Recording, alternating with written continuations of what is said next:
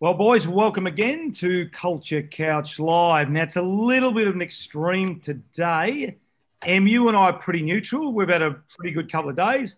Woz has had a downer with the Saints. Congratulations to the Saints and Woz. But I tell you who is up and about today. He's got the Leeds hat on and he skipped into the office. Tell us about it, Jez. Last weekend, the boys won and they're through to the final of the Challenge Cup. Yoo-hoo! So well done to Kev Simfield, Richard Agar and the team. It's an amazing effort. And next weekend, we'll be at Wembley in front of no people. The first time. I'll be at Wembley to fight off for the Challenge Cup. So good luck, boys. Richard Agar. Well done, boys, and good luck. Richard Agar, he's a bit of a name. Has he come from another big name club before? He's a name that I've heard a bit before. Yeah, I worked with Richard when I lived in the UK at Hull FC and the Wakefield, and then he came out to Oz and coached out here for a couple of years and has gone back to Leeds. So yeah, very good. Great player. Yeah, very good. Well, just a message to either you or the boys at Leeds. Don't skimp on the hats. What about sending a few more hats over? Have you got any hats or not? I'll follow it up for you, mate. I'll follow it up. Follow it up. Warren will take one. The summertime's coming. He needs some protection. It's getting a bit thin up there from the Leeds, boy.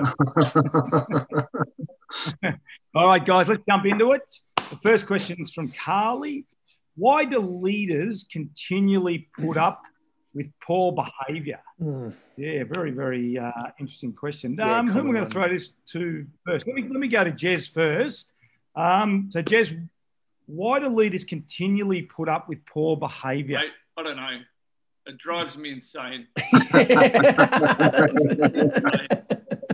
when leaders know that someone's doing the wrong shit and they just keep putting up with it over and over and over again, and everyone knows it's going on, but they just aren't prepared.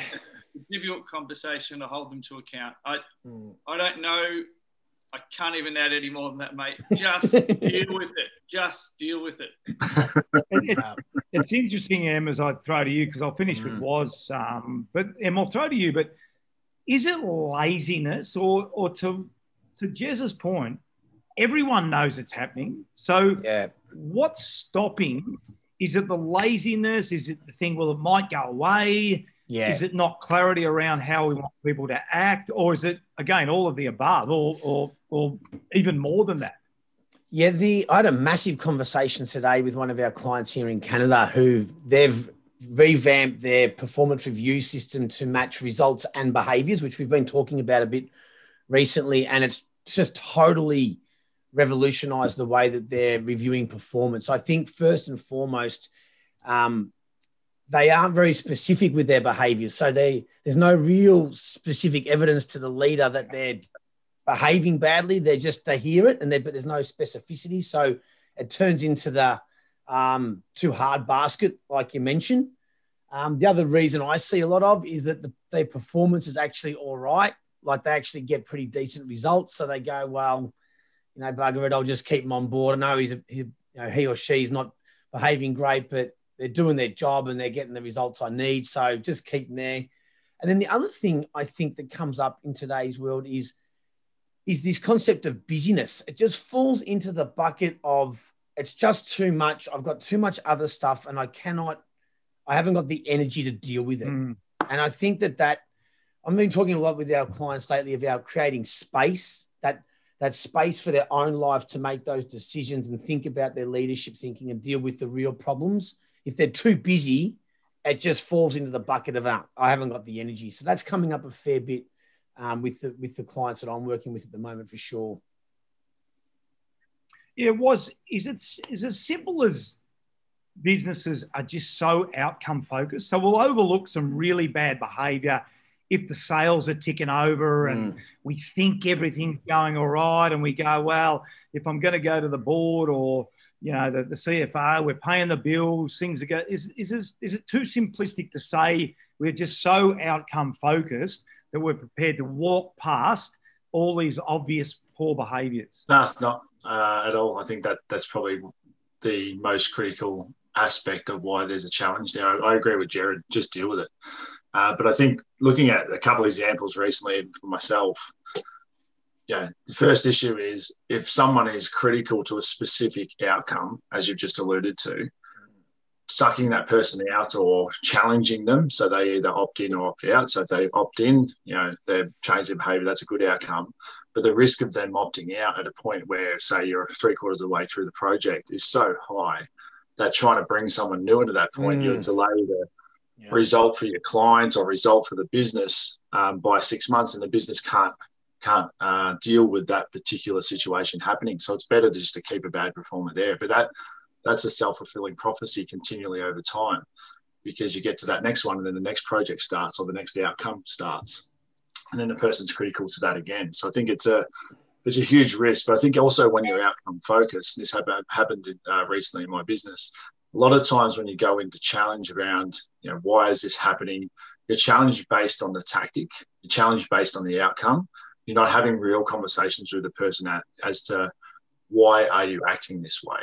What's wrong? Are you okay? I'm feeling that your behaviour and your demeanour and your interaction with others is not great. But generally with leadership, they're always talking about the outcome and the tactics. So you never get to understand what the person's reason is for acting poorly. And that's a big gap. Yeah. Honesty and communication. I think, Jez, you and I had a conversation offline. I think it was yesterday. I think, Em, you were on it. But leaders have to communicate and never apologise for communicating honesty. Because to your point was communicate, talk honestly. And how many times have we found, boys as well, that particular person that's behaving badly is doing so because they just can't do the job. So then all of a sudden, the relief on their shoulders, either they've been taken out of the exec team or they've been asked, well, do you want to move to another section or whatever? Suddenly the relief for them is like, thankfully someone's recognised that I am struggling and there's a reason why I'm acting poorly. That's absolutely right. I think, and that factor also comes up a lot. A lot of people hold themselves to that account of being proud that I don't want to be caught out here, but I am out of my depth. Yeah. But I won't speak up about it. The business sort of sees it, so they don't speak up about it. And then, no one's really addressing the problem. But when you do, the relief for that person is high. Yeah. Just to finish off, Ruzi, when we used to be able to fly around Australia, now we can't because the borders are closed. But every time I get in a plane, I just try to avoid speaking to the person beside me. Yeah. Because invariably, if they asked me what I did and we got chatting, then by the end of the flight, they'd always say, "Oh, I've got to go and do it, don't I?" I'd say, "Well, I've got to go and have that conversation, don't I?" Yeah. Right, well, absolutely. Like, you've known it's been going on for a while. Why haven't you had it previously? So my advice to leaders, owners, CEOs, just do it. Yeah. Great advice. And we see it all the time, don't we? As soon as that happens, how many times do we get a phone call or the next workshop? That particular person goes, "I should have done it 6 months ago. Or, why didn't I do it 3 months ago? Or how did I wait so long?" Because I guarantee there'll be 10 people walking into their office and go, "Oh, well done, Ruzi. Why did you wait so long?" Yeah. It's just extraordinary. But great answer, boys. Next one is from Leon. What is the role of the board in creating high-performing cultures? So, maybe I'll get to you to start off with that question. Again, good question. What is the role of the board in creating high-performing cultures?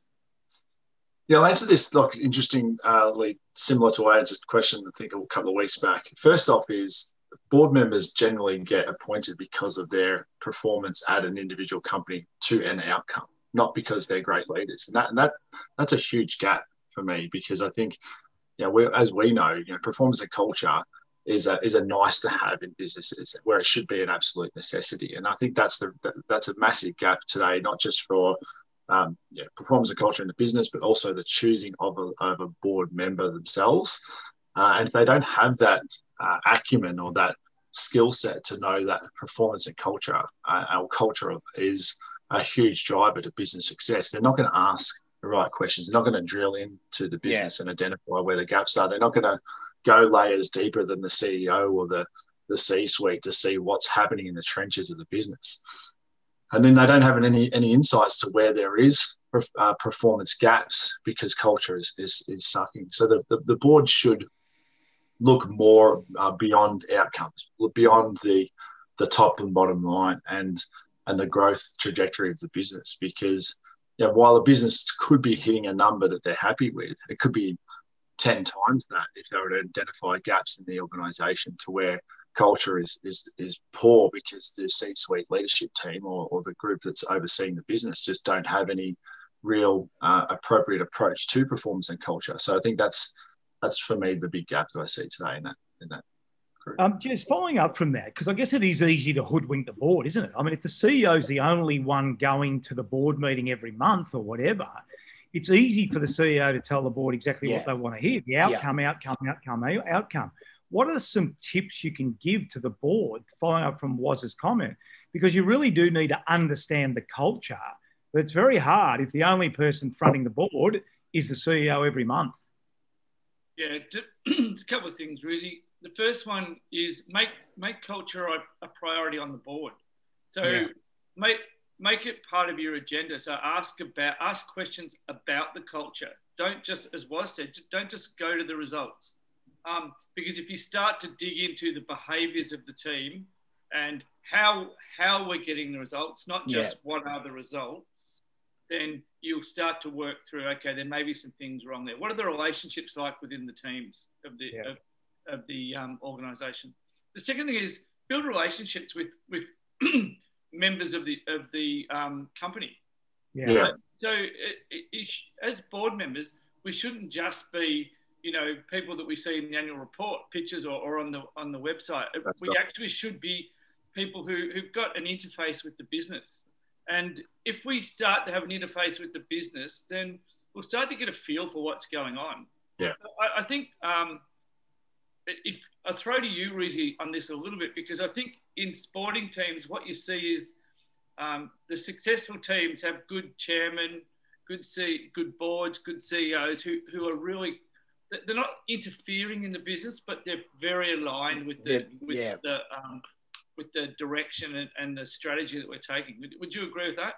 And look, we talk about trust a lot. I mean, and there has to be trust. And that's the difficulty, isn't it, before I throw it in? The difficulty is you want the chairman and the board to trust the CEO.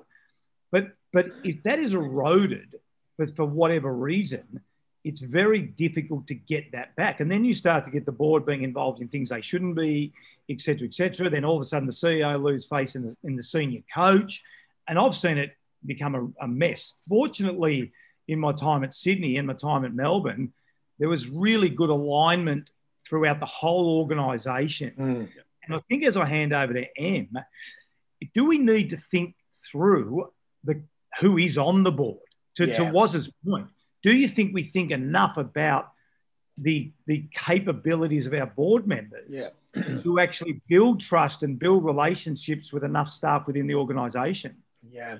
The Culture Code, a Culture Couch episode with Brian Cook, he spoke really well about this. You guys will remember. And I think that, yes, the answer to that is yes. When we work with our teams and they build their culture code with their purpose, values, and behaviours, and we help them build their recruitment process and their onboarding process through their code, our contention must be that that code should be how they recruit their board members as well. The same values and behaviours that the team is held accountable to should be the same values and behaviours, or so, at least something that mimics, especially the values, that the board members are. And if you don't have that alignment, then what I've noticed is the board starts to make decisions and strategic decisions, but they have people issues, and any great strategy falls apart if you give it to a bunch of people who won't work as a team. You can give a crappy strategy to a great bunch of people who work as a team, and they'll figure it out and adjust it as they go. It doesn't, not the other way around. So that's what I think, and that's what I've seen a little bit of late. And with one of our clients that has Australia and US positions, they're going through that great transformation now, where they're actually bringing board members on using the code that we help them create for the company. And it's been a wonderful, it's a game changer very quickly too. Yeah, look, it's not surprising, but as we're talking through it, isn't it incredible how and again, not surprising, we'll always come back to the process. Don't worry about the outcome. The outcome will look after itself. Get some really good board members, some real good talent, not just transactional board members or guys that have just worked their way up the org chart and are really technical, good at what they do. Get some real relationship people, build some trust, build some relationships, not just with the CEO, but everyone within the organisation. Yeah. But it always comes back to process. You know, what's your process? What are you rewarding? What are you challenging? And again, it's funny, but it's so important, isn't it? It's so important for us to all start to think less about outcome and more about process. Yeah, absolutely. All right, guys. That's great. It. So good questions. We're getting some hats during the week. And go Cats. Don't forget, let's bury those magpies tonight. Ooh, you're showing your allegiance there, Mert. Mate, we all hate Collingwood. We all know it. All right, boys. Well done. Thanks, guys. That was great. And we'll chat to you next week on the Culture Couch Live. Thanks a lot. See you guys.